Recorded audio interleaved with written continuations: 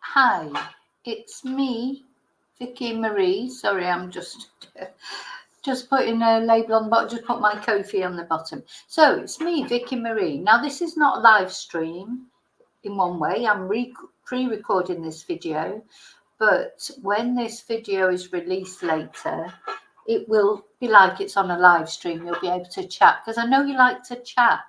So I need to record this video now because I haven't got time sort of later maybe to do a live. So what I decided, anyway, it's a bit of an experiment. So this is something I can do on StreamYard. I can record a video to go live later. And I'm going to see how it goes, because I know that sometimes when I put videos out, there's a little bit of a whinge out there, because I know a lot of you like to chat. So, okay. How are you? Okay, so what I'm going to talk about, well, first of all, let me say thank you, as always, to everybody. More and more subscribers every day. Thank you so much for subscribing to my channel. Thank you for liking my videos. Thank you for sharing my videos. If you know of anybody else that you think might be interested. I want to say thank you for participating in the chats. I want to say thank you to all my members. Another, I think, good live members only live streams are on a Tuesday evening, and I think we're going to stick to that every Tuesday. We do a bit of tarot card reading. We talk about whatever things that I can talk about a bit more privately on the members live stream. And I want to say, if you're watching Daisy, I want to say thank you to Daisy, who became my 50th member. Thank you so much. And thank you to all my members, of course, but it's a milestone. And talking of which, milestones, we're going to talk about the milestone lady today, Emma White, and her husband, Ed White. I'll explain in a minute exactly what I'm going to talk about them today. What's the other thing? I want to thank everybody who sent me a Ko-fi, because these are the ways you can support my channel, just by subscribing, by liking, by participating. But if you want to go a little bit further, you can send me a Ko-fi, you can join as a member, you can PayPal me, or you can send me a super sticker, super chats, all these super things that you can send. So I want to say thank you to everyone who's done that for me as well. Thank you so much. Okay, so what we're going to talk about today, I'm going to talk about, as I say, the milestone lady, Emma White, and her husband. You know, and it seems so long ago since we've seen anything of Emma. Of course, she was all over the news, wasn't she, in the beginning? In Nicola Bulley case, Emma is one of Nicola's friends, took charge of the investigation, took charge of the searches. You know, and the question remains, doesn't it? I think, you know, there was a lot of very strange things, because anyway, I'm going to put a link to the description. A link in the description to all my Emma videos, because, you know, I just haven't got time to go into it all now, because I want to look at another aspect today. And this is what, like, people start to doubt Emma, including me. You know, what were her motives? Was she involved somehow in Nicola's disappearance? It was very odd. She never really cried, or there was, you know, it was all about, it was Paul this, Paul that, Paul the other, Paulitis she had, and you know, and there's this debate, and I think this debate still exists. Is she just one of those people that you need in a crisis? She is an organizer. We're going to see in a minute what she does for a living. She organizes weddings, proms, any big occasions in that Marsh Hall Farm, or Marsh Farm Hall.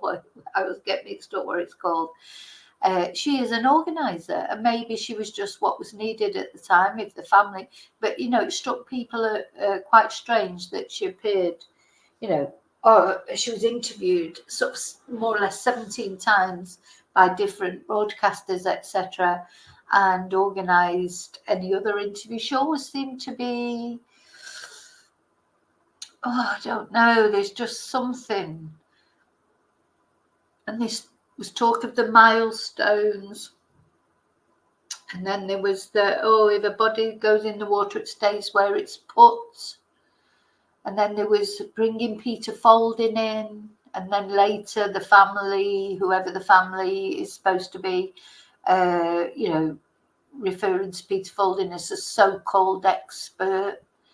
So there's so many strange things that, as you know, in this case, I've got, again, I'll put a link to the Nicola Bulley playlist. You can watch all the videos. There's lots and lots of videos if you want to catch up with them.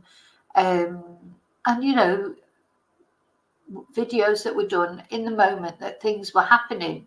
So things are always different, aren't they, later on when you look back at them? But and especially because then, since Nicola's body was found and identified, there was complete silence from everybody until, we're all waiting with bated breath till the inquest, which turned out to be a load of rubbish and didn't prove anything.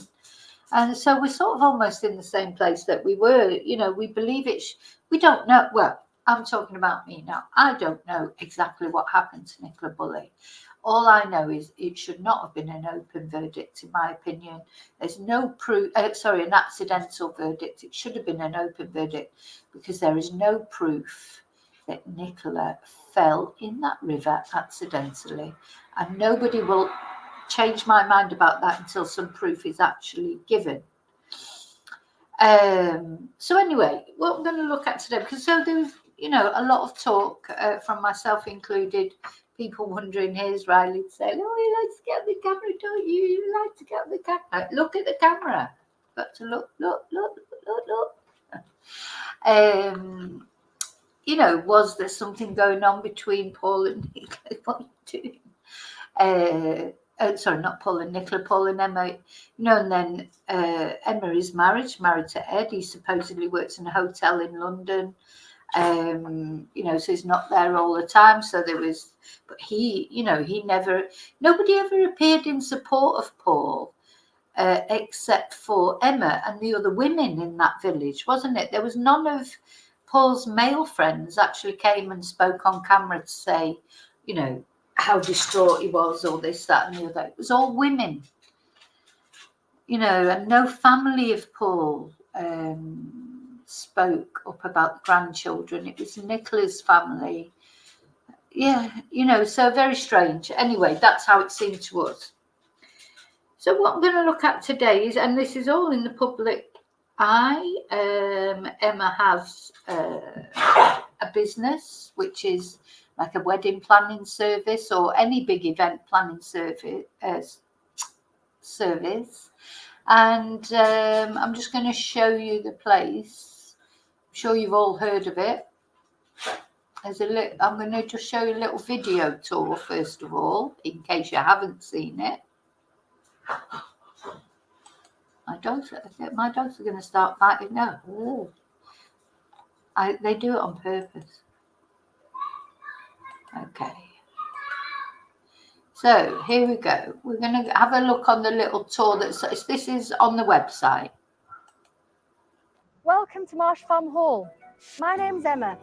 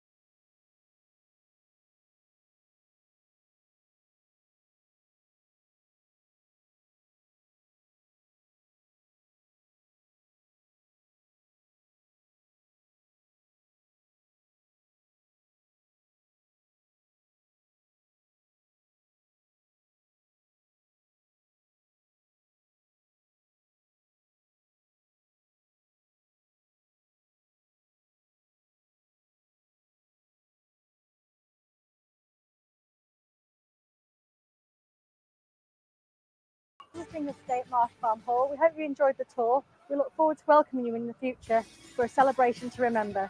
Thank you. Okay, well, it's a very stunning place, isn't it? I mean, it's beautiful. I mean, if you were considering having an event done, you would definitely consider doing it there. It's very, very beautiful. Very, very beautiful. And I would imagine that Emma would, I feel like I'm doing a sort of advertisement for it now, but in a way I am, because I do, I just speak as I find. I think Emma would be very good at organising things. She is an organiser. A beautiful venue. Did you notice that was the place, of course, where the interviews took place as well? Because that's what caused a little bit of, because Paul's interview took place there, the family's interview, Dot and Ernie and Louise. But then when it came to Emma's interview, they did it over Zoom from the studio. And why wasn't she interviewed in there as well? Anyway. As I say, that's covered in other videos. So yeah, beautiful place. Now the reason that I'm looking at, let me see. So yeah, I wanted to show you the tour of it. So if you haven't seen it, which I don't think I've ever actually really sat down properly and watched that. I've seen clips of it. Because the thing is, everything was going on. There was so much going on. There was so much information. It's quite nice now to look back at information in a more calm and leisurely sort of manner. There's not loads of information coming out left, right and centre. So it's quite nice to look back over the information. Now, the reason why I decided to sort of highlight this today, I've been meaning to do it for a little while, but there's always other things happen, and there's a limit to how many videos you can do. But recently on the Facebook, let's have a look at the Facebook page. This is what I want to look at. Because, of course, there's some sort of wondering if there was anything going on between Emma and Paul. Was Emma actually Nikki that day on the field? But, I still don't think that's really been established properly, that was definitely Nicola on the field. Nobody saw her close up there, and we've still got the thing that it's the man in black I can't get past. I don't understand. Well, there are two things I can't get past. First of all, why Nikki wasn't found. If whatever theory that anyone has, whether it was the accidental death, whatever it was that happened to her, why was she not found in 3 weeks despite all those searches? Was she just not searched for properly? I mean, maybe we have to start considering that. Maybe she wasn't searched for properly. And the second thing I don't understand is why the man in black was just discounted and it wasn't even found out about until the inquest. So in all those months leading up to the inquest, no, the police never mentioned. And then a man in black had been seen, not only just briefly once in the distance, but a couple of times by a witness who actually talked about it at the inquest, and then that was just completely discounted, and that man was never traced. So to me, are they saying that the witness just didn't see it, that he was lying and he never saw a man in black? Or are they saying they just couldn't be asked looking for this man? At the end of the day, whenever there's a police inquiry, and there's somebody they, that was around at the time that they can't account for, they normally make an appeal for them. Don't they make an appeal for them? We want to eliminate this person from our inquiries, or they may have some information for us. I'm never, nobody, I tell you what, if you want me to stop, I'd say this to anybody who's watching, if you want me to stop wondering about this case, things need to be explained properly. The man in black, the screams, and why Nicola wasn't found for 3 months despite extensive searches in a very small river. I don't care what anyone says, it's a small river. Supposedly, as someone falls in the water, they fall straight to the bottom.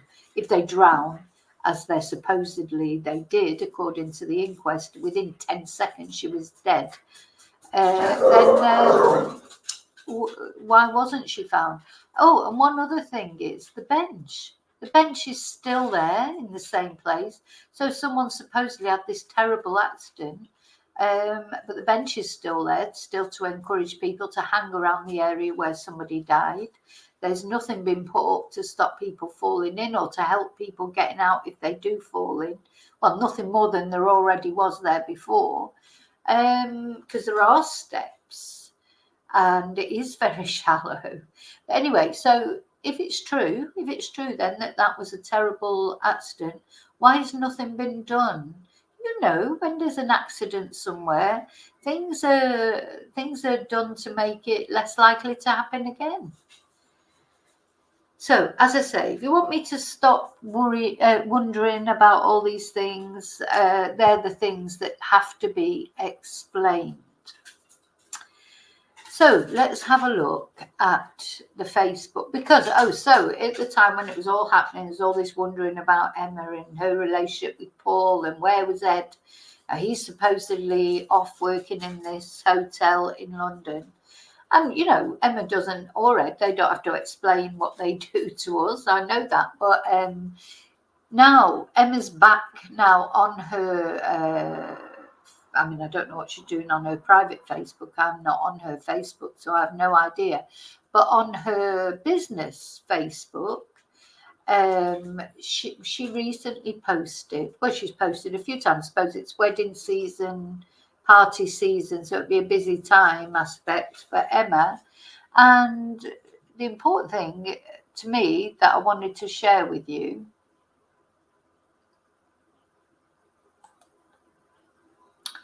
is it was recently their wedding anniversary. So anyway, this is Marsh Farm Hall. This is the venue on Facebook.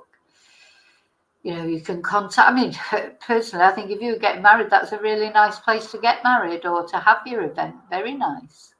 And, you know, I think you could, as I say, it sounds like an advertisement for Emma, but I actually do really believe that if you're wanting to organise something, you could do a lot worse than have Emma organise it for you.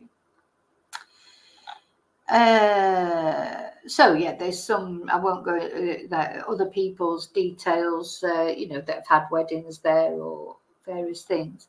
And then on 7th of August this year, Emma, I presume, posted, it must be Emma.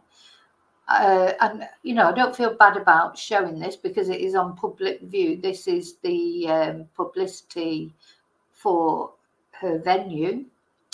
We often get asked why we love weddings. It's an easy answer because we have been there and got the rings. It's our 13th wedding anniversary today, aka Ed and I, 22 years together.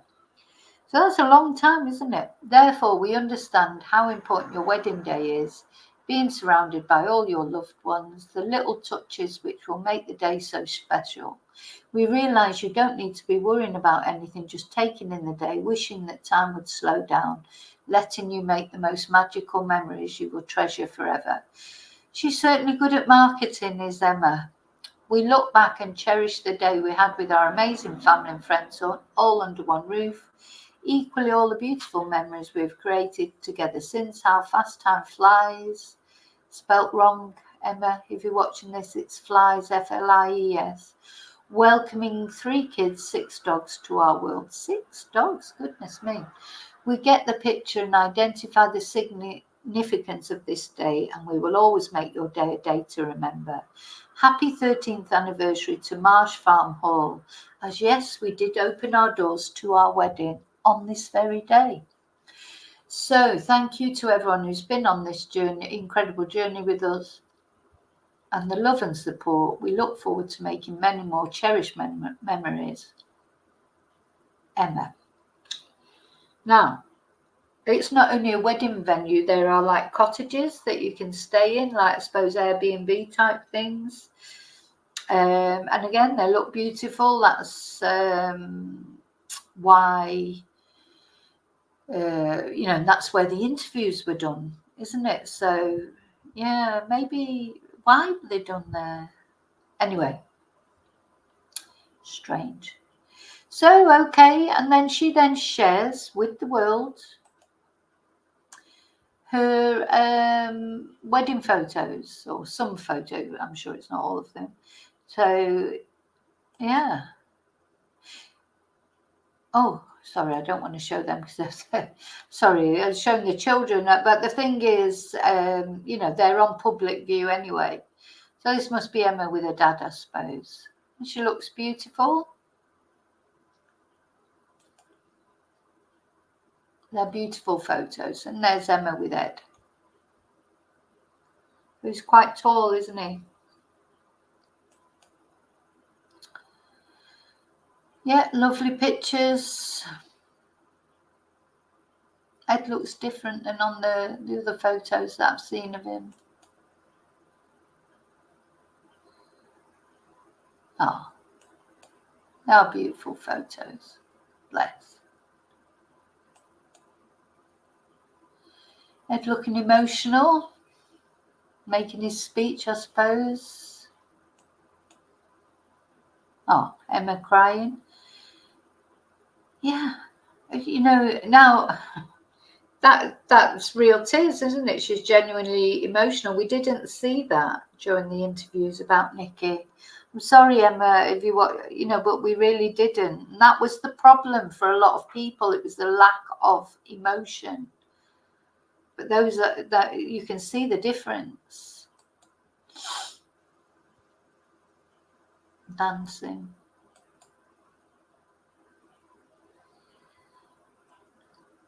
Yeah. I wonder if it's how long ago was it? 13 years. I don't know if she knew Nicola and Paul then.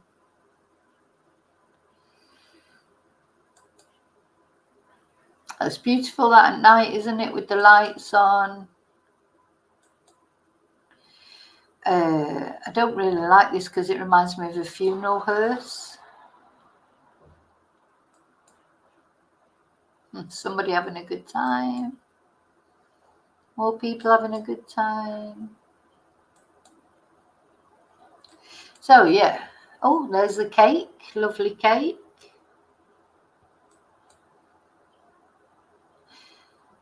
So she has 12 years today. I married my best friend, and look at what we've achieved in the last 12 years, because love doesn't get any better than this. She's a grandmaster of a statement, isn't she? A sweeping statement, which for the job that she does, she's bound to be. You know, and that's not a criticism when I say that. Yeah. So I just wanted to show you these, because the fact that she's making such a big thing of a wedding anniversary, does that totally rubbish the idea that anything was ever going on between her and Paul? You know,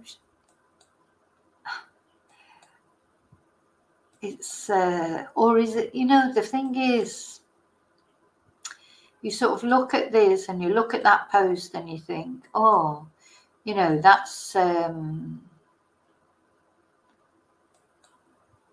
love. But you know, we've all seen it, I'm sure, on Instagram accounts, social media accounts. You just, I mean, obviously on this day at the wedding, I'm sure it was all, you know, great. Otherwise they wouldn't have got married, I suppose. But you know, 13 years on, you don't know that it's still great. Now just sorry, I'm trying to get back to, takes ages for you to get there. I want to get back to the post.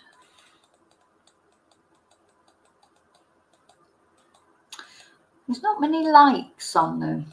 That's one thing I will say. Whoop. Let me go back to it.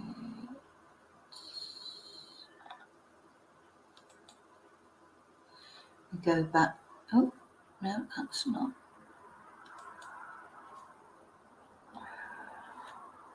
Yeah.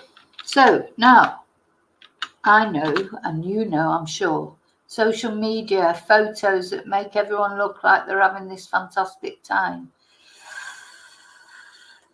is not necessarily true. I mean, I had a friend, well, I won't call her a friend really, an acquaintance.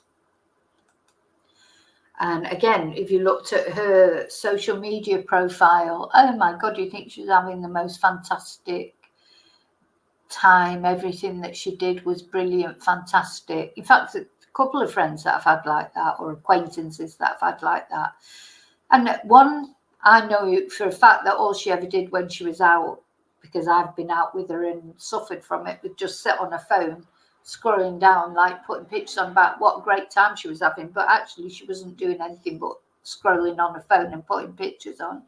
Another person who, one particular night, we all went to a Halloween sort of type party. She got all dressed up as a devil. Oh, I can't even remember what she got dressed up as, but something, with another friend. And they arrived at this venue. They literally were there for half an hour, went round having their photo, just literally photo bombing people, going up to people, getting their pictures taken with us as if they're in this big gang of people, and smiling and laughing. And then half an hour later, she came over. She said, "Oh, I don't feel very well. I think I'm going home." And then the next day, it was all over the social media what a fantastic time she'd had at this party. And so it's not true, is it? A lot of the things that you see, unfortunately. The problem is, how do you work out what's true and what isn't? But anyway, so going back to the actual post, yeah, she'd said all this about happy 13th anniversary to Marsh Farm Hall, as well as to her and Ed, because we did open our doors to our wedding on this very day. So on the same day that they got married was the day that they opened Marsh Farm Hall. So it makes you wonder, doesn't it? It's like, is it true? So that was the 7th. She hasn't posted. Oh, she has posted a couple of things since then. Somebody else's wedding. In fact, a couple of weddings, or is that the same? Yeah, 2 other weddings. And then, that was from June, the prom from June. Yeah, so 9 hours ago, she posted a picture of somebody else's wedding, but I don't think it was at her venue, it was at another venue. Yeah, so interesting. So do we think, how do we feel all these months on? Do we still think Emma is involved somehow? Do you think she's maybe been used a little bit to sort of organise things and that? If you look at the videos, as I say, I'm going to put the link onto the playlist. There's definitely this Paul. Everything is about Paul looking to.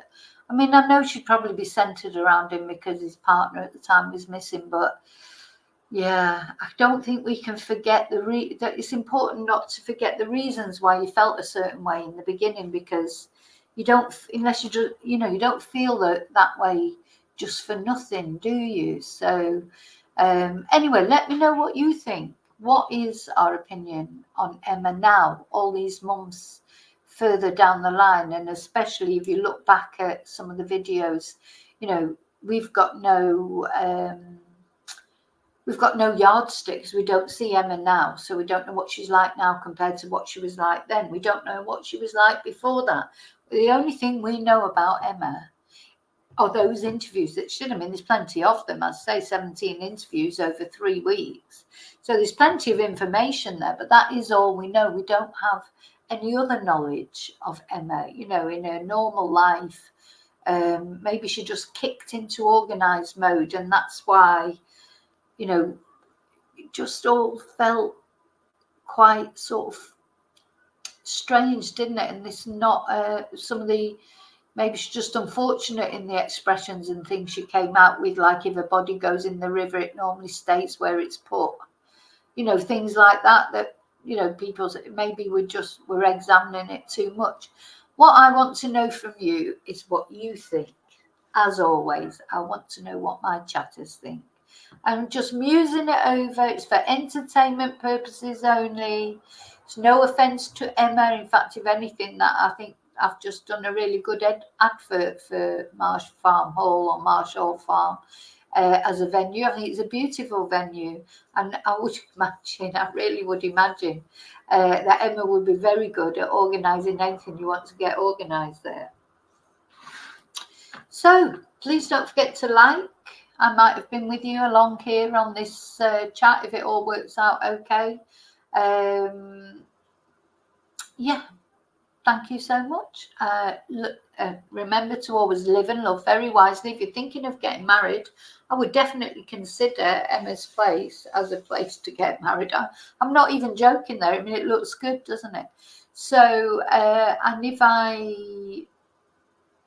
so remember to look after yourself first, because you really are the most important person, because nobody else will look after you like you can look after you. So look after yourself, and also because if you don't look after yourself, you can't look after anyone else. Take care, and as always, I'll see you in the next video, and until then, may your God always go with you. Thank you.